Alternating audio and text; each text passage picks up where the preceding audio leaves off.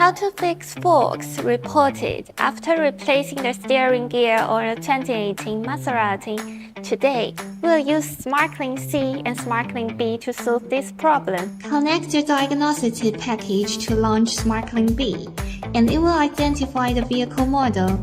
Click Continue, and the original diagnostic equipment will perform a quick test on all control units of the vehicle. After the full vehicle scan is completed, enter the EPS system.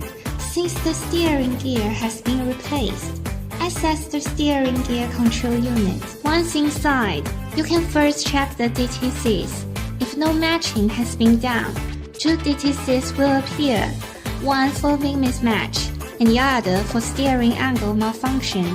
This can be solved one by one through programming and matching. Now, we'll fully solve the problem, and you can see there are no longer any DTCs displayed. For auto repair, trust LaunchX SmartLink.